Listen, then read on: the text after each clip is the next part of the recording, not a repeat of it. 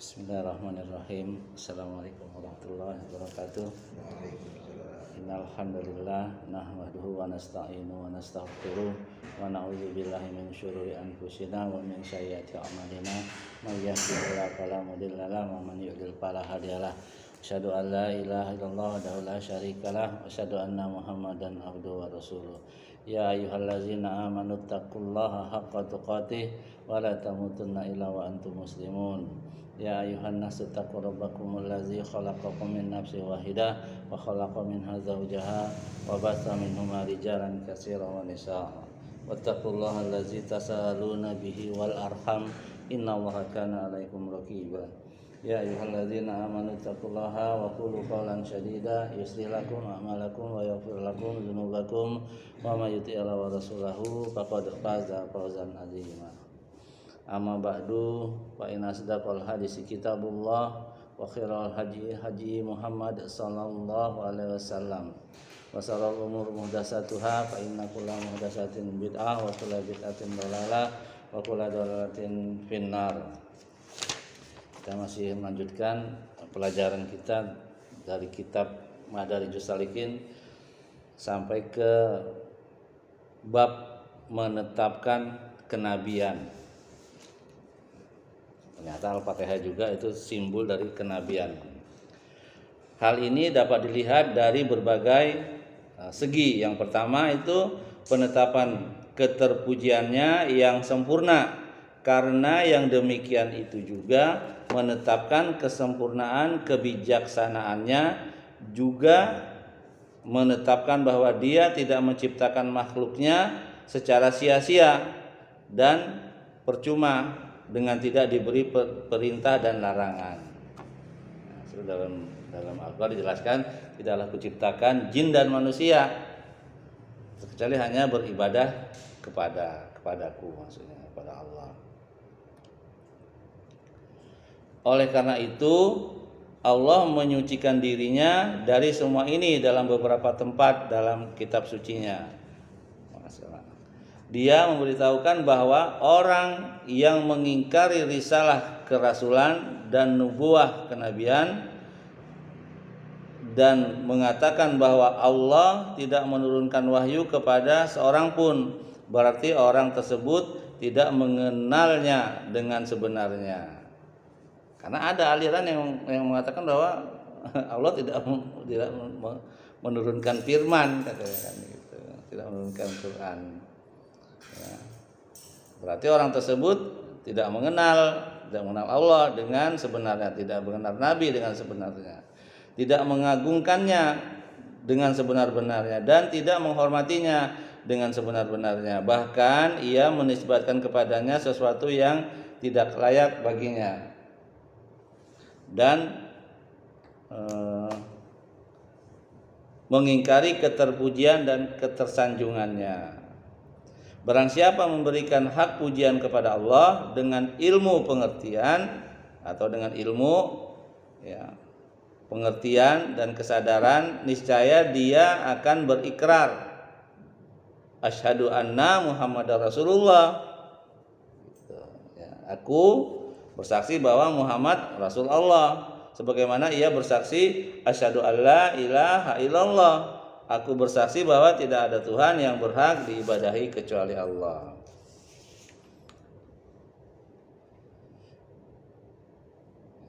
Dan ia tahu dengan pasti bahwa menolak nubuah berarti tidak mengikuti keterpujian Allah, seperti menolak sifat-sifat kesempurnaannya dan menetapkannya adanya sekutu dan saingan bagi Allah. Itu yang pertama.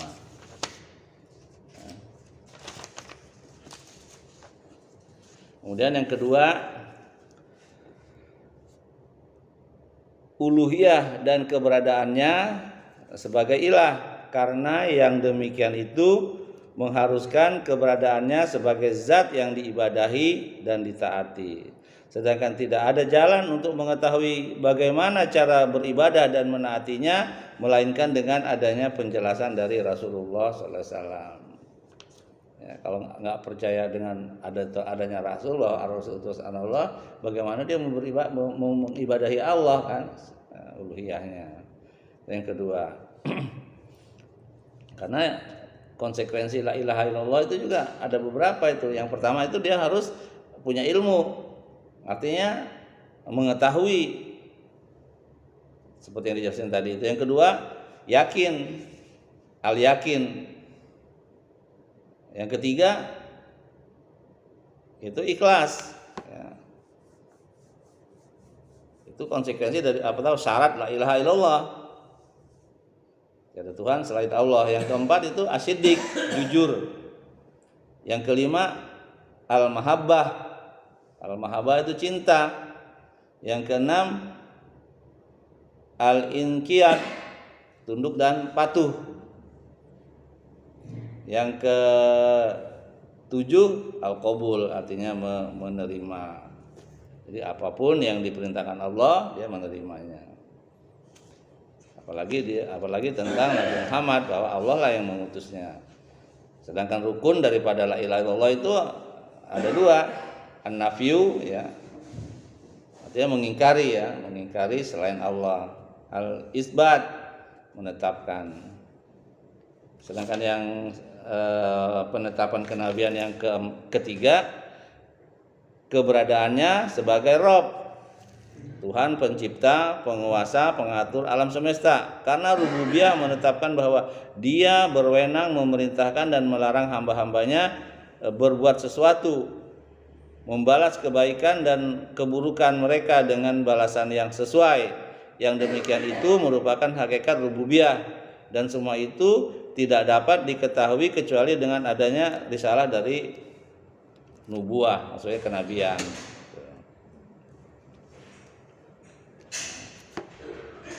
Terus yang selanjutnya, menetapkan kenabian yang keempat itu keberadaannya sebagai zat yang maha pemurah dan maha penyayang. Karena di antara kesempurnaan dan kepercayaannya ialah dia memperkenalkan dirinya dan sifat-sifatnya kepada hamba-hambanya, dan menunjukkan kepada mereka mana jalan yang dapat mendekatkan kepadanya dan yang menjauhkan darinya, kemudian memberi pahala kepada mereka dan atas ketaatan mereka, dan membalasnya dengan balasan yang sebaik-baiknya. Semua itu tidak mungkin dapat diketahui dan mengerti kecuali dengan adanya risalah dan nubuah. Jadi rahmat, kepemurahan dan kepercayaannya menghendaki sesuatu itu. Tanpa melalui nabi nggak tahu, ya kan, kita gitu. Yang kelima, kemahakuasaannya, karena adanya kekuasaan menetapkan yang berkuasa bertindak dengan perkataan atau instruksi, perintah dan larangan. Sebagaimana kepemilikan menetapkan kewenangan bertindak dengan perbuatan, maka raja atau penguasa bertindak dengan perintah dan perkataan, kemudian perintah dan instruksinya dilaksanakan sebagaimana dikehendaki, dan pemilik berbuat terhadap miliknya dengan tindakannya.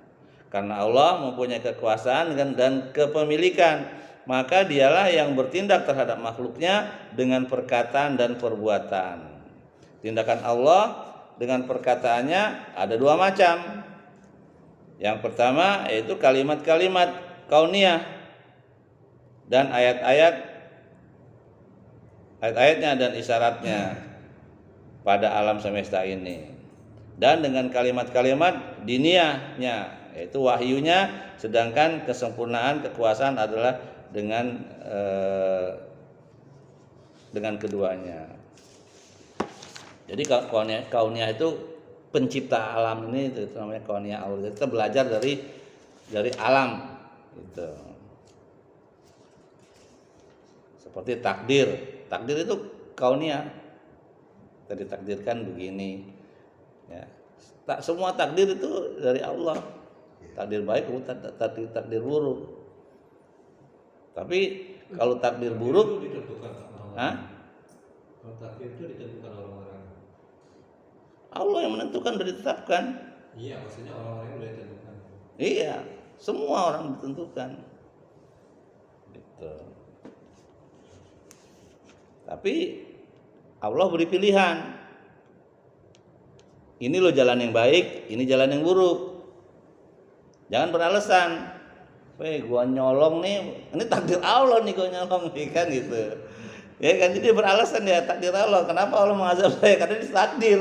Allah menentukan. Itu jabariyah tuh gitu.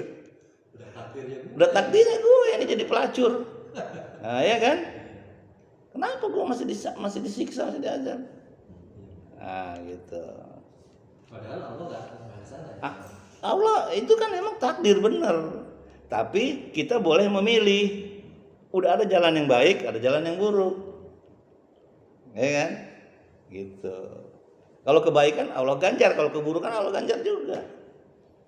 Gak boleh kita berdalih dengan ini takdir Allah nih, makanya gue nyolong aja dah, gak makan, gak boleh. Gitu. Karena itu memang. Jadi maksudnya takdir itu bisa dilawan.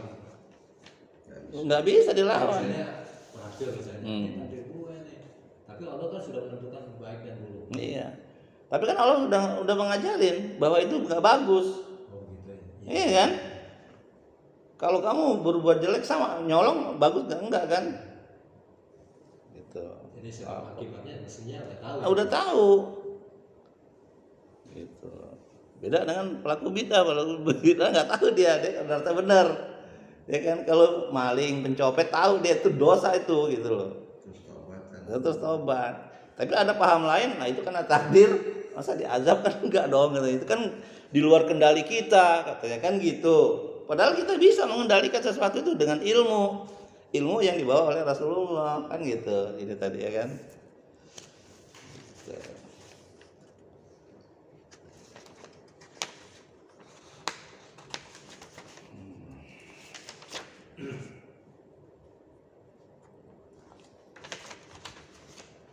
Tadi kauniyah ya. Mana tadi? Yang keempat ya. Kemudian yang kelima, kemahakuasaannya karena adanya kekuasaan menetapkan yang berkuasa bertindak dengan perkataan. Udah tadi ya. Tindakan Allah dengan perkataannya ada dua macam, yaitu dengan kalimat-kalimatnya atau kalimat kauniyahnya ya dengan ciptaannya ini, kemudian ayat-ayat itu yaitu isyarat dan alam semesta dengan kalimat-kalimat diniyah yaitu wahyu. Sedangkan kesempurnaan kekuasaan Allah adalah dengan keduanya. Jadi pengutusan para rasul merupakan indikator kesempurnaan kekuasaannya.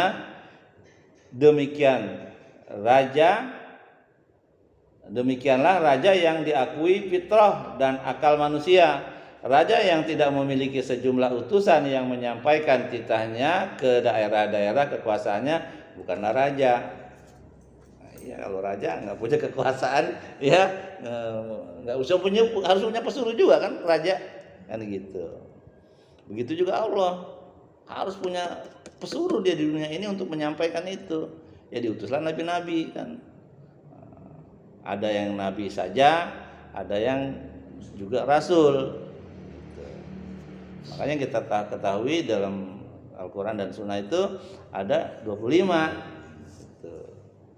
Yang 5 Rasul ya kan? Yang Rasul apa? Nuh, Ibrahim, Musa, Isa, Muhammad SAW.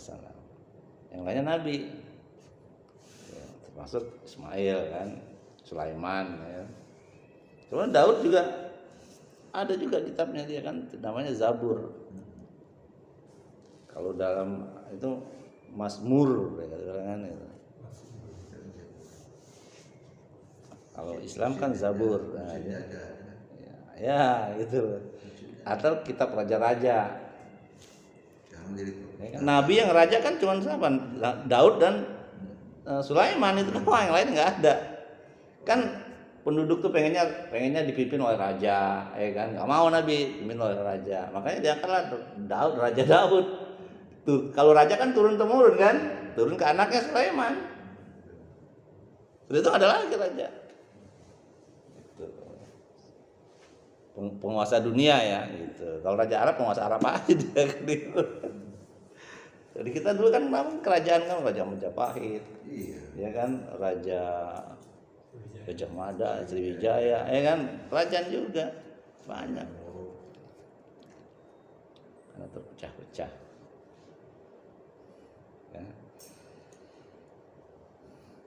Dengan metode ini diketahui pula adanya malaikat merupakan kelaziman bagi kemahakuasaannya karena para malaikat adalah utusan-utusan Allah kepada makhluknya dan untuk menyampaikan perintahnya. Ya.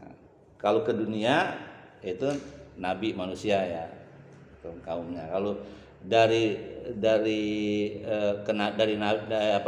kalau ke nabi itu melalui malaikat. Yang keenam, Yaumuddin. Dalam Al-Fatihah kan Yaumuddin, yaitu hari pembalasan. Ya seperti Maliki Yaumiddin, ya kan? Malik berkuasa, ya. Yaumiddin kekuasaan, ya kan? Pembalasan. Hari di mana Allah membalas amal seluruh hambanya, yang baik dan yang buruk. Oh, ya kan makin jelas ya. Maliki Yaumiddin itu yaitu pembalasan. Pemberian balasan ini tidak akan terjadi kecuali sesudah adanya risalah dan nubuah dan disampaikan hujah sehingga orang yang taat dan yang melanggar berhak mendapatkan balasan. Nah, jadi kita jangan merasa capek kita ibadah. Ya kan nanti ada balasannya. Nggak mungkin enggak.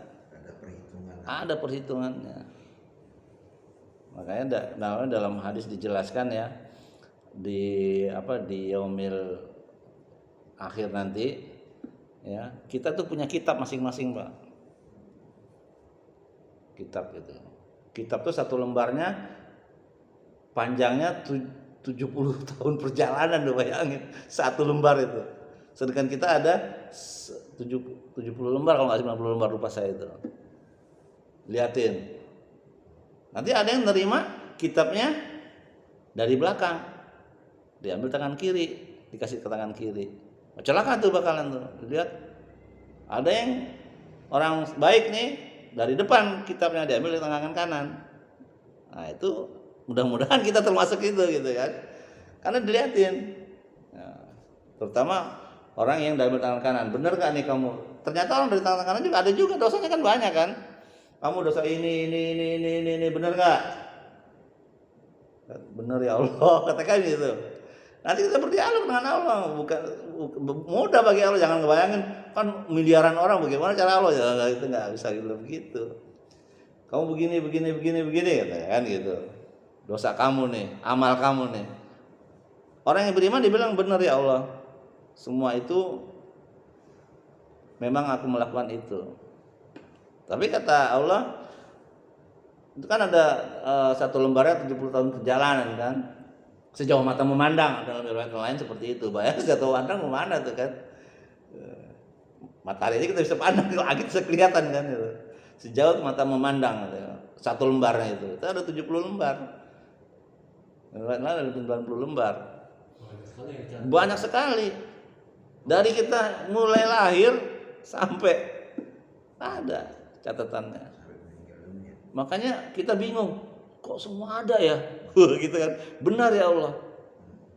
Kata Allah, aku kasih istilahnya kartu kecil ini kepadamu katanya. Ya. Coba timbang dengan kartu kecil ini di semua dosa-dosamu ini, semua amal kitabmu ini.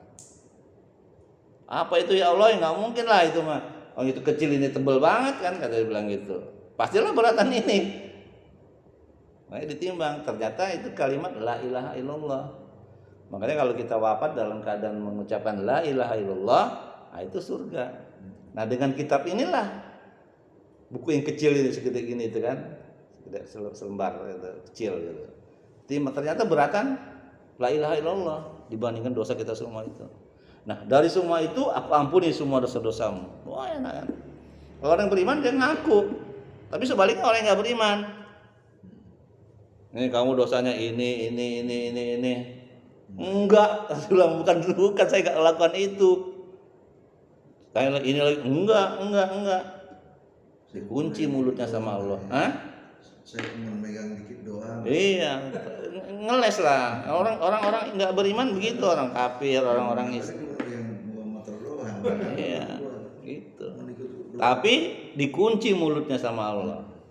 Yang bicara matanya, telinganya, kakinya, tanya kanannya. Bener gue nyolong gitu kan. Bener gue jalan ke sono gitu kan, bisa berkutik. Ya kan kulitnya ngomong, iya saya yang merasakan gitu. Semua. Tak bisa udah.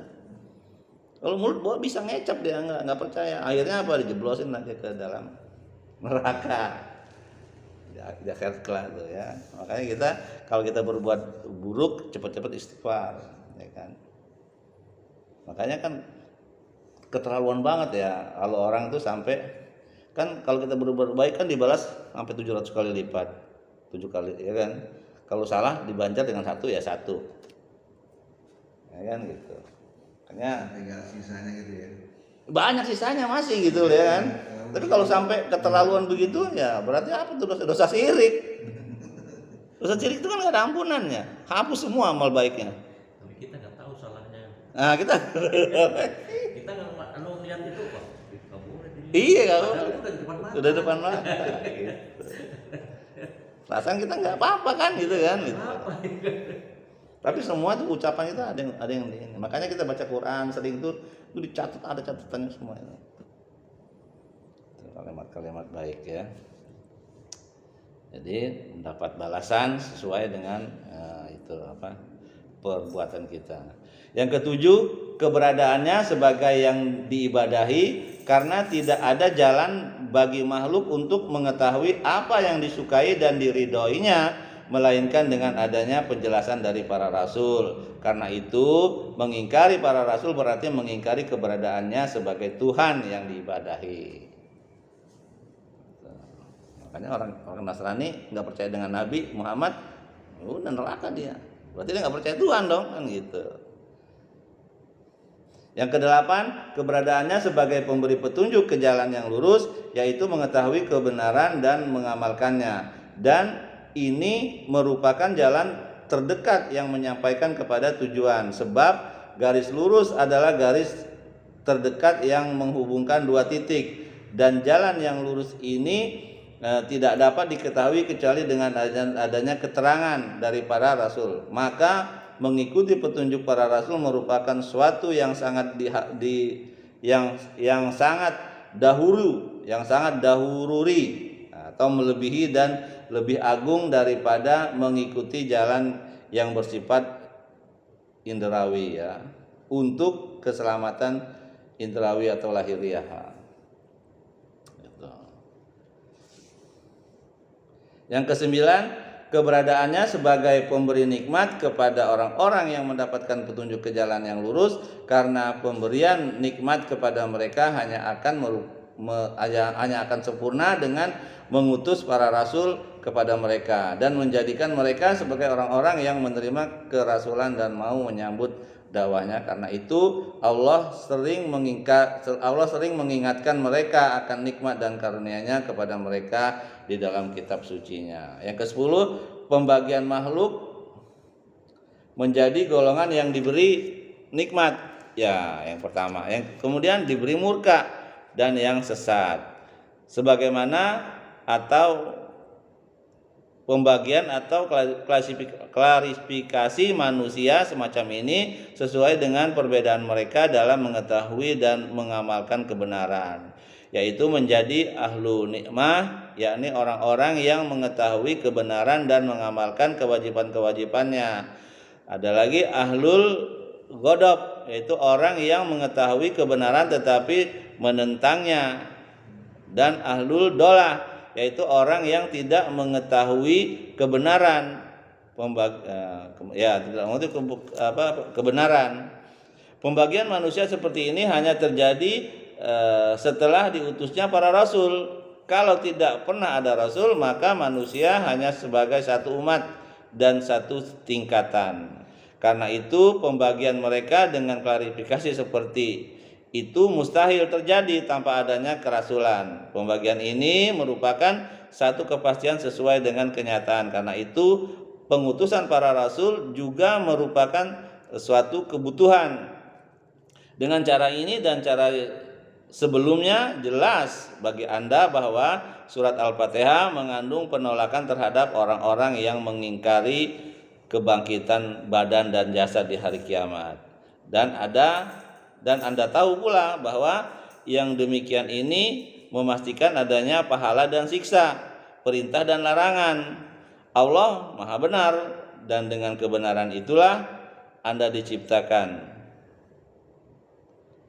Kepunyaannya lah langit dan bumi, dunia dan akhirat, dan Dia pula yang menetapkan penciptaan dan perintah. Menafikan, mengingkari hal ini berarti menafikan penciptaan dan penciptaannya. Gitu, ya. Kemudian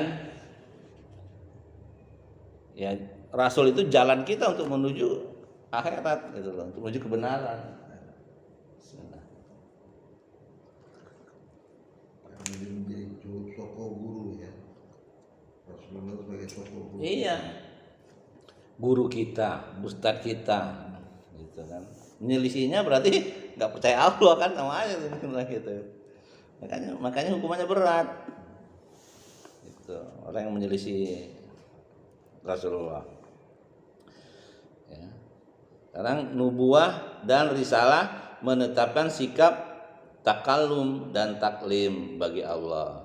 Apabila telah jelas dan tetap nubuah dari risalah kenabian dan kerasulan, maka jelas dan tetap pula sifat takallum dan taklim atau berfirman bagi Allah. Karena hakikat risalah adalah menyampaikan perkataan, maksudnya kalam Al-Quran ya, yang mengutusnya. Kalau tidak ada firman Allah, maka apa yang disampaikan oleh Rasul bahkan sebagaimana dapat diterima oleh akal bahwa ia seorang Rasul.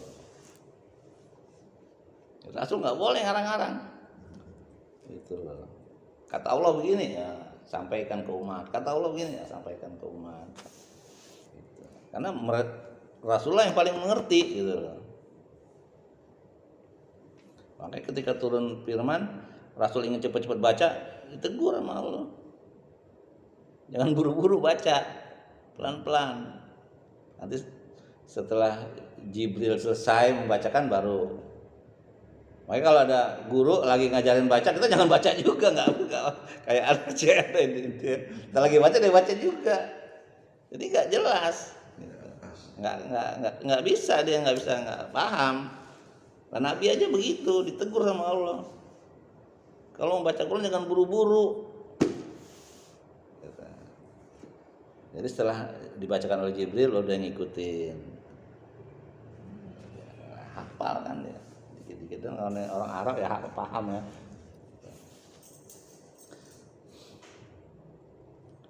Karena itu beberapa ulama salaf berkata, barang siapa mengingkari Allah dengan zat yang berfirman atau mengingkari Al-Quran sebagai firman-Nya, berarti dia mengingkari kerasulan Nabi Muhammad SAW, bahkan kerasulan semua rasul yang pada hakikatnya adalah menyampaikan kalam Allah.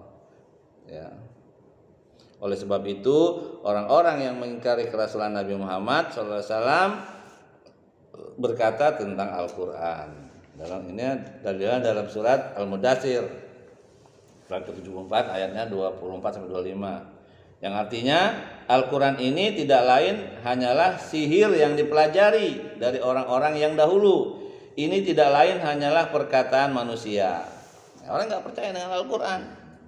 Ini sihir, perkataan orang-orang dahulu katanya. Bilangnya sihir. Bilang perkataan manusia. Gitu loh, perkataan. Karena nggak percaya tadi itu. Yang mereka maksudkan ialah Al-Quran yang diperdengarkan dan disampaikan kepada mereka serta digunakan untuk memperingati mereka. Karena mereka nggak mau diperingati, karena Quran itu kan baik, nggak mau diperingati yang baik, apalagi merugikan dia gitu kan. Biasa dia seneng nyolong, seneng nipu, seneng zina, dilarang dosa, nggak mau dia kan gitu. Iya. Barang siapa mengatakan bahwa Allah tidak berfirman Al-Quran, maka perkataan ini sama dengan perkataan orang-orang kafir. Maha tinggi Allah dengan setinggi-tingginya dan sebesar-besarnya dari para yang dikatakan oleh orang-orang yang zalim itu. Gitu. Ya. Udah. Saya yang panjang nih kalau ini ada bab berikutnya ini ibadah dan isti'anah. Tapi manusia itu juga udah membangkang. Apa?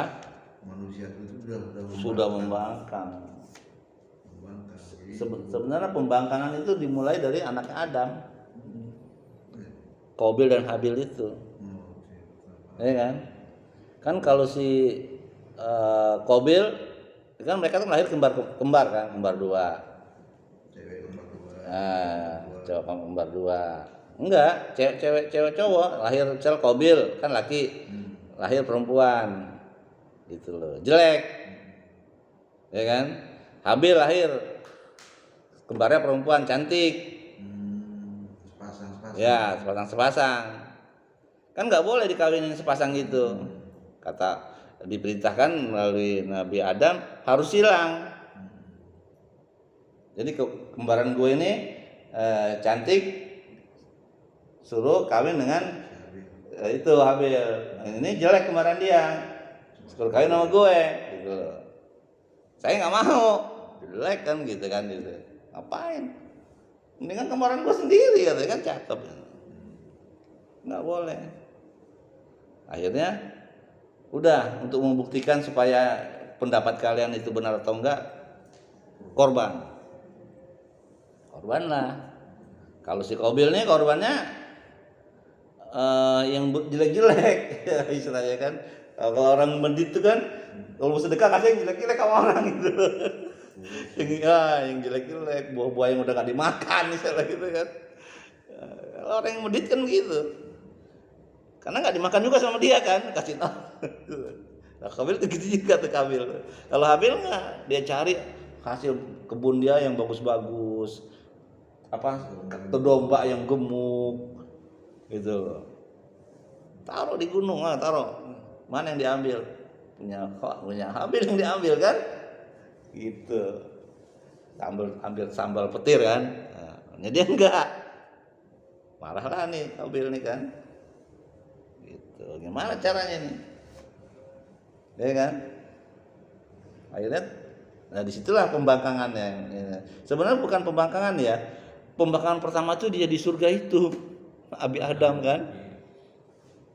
Ya kan? Nah, kata Allah, jangan dekat-dekatin pohon ini. Sebenarnya Adam nggak ini.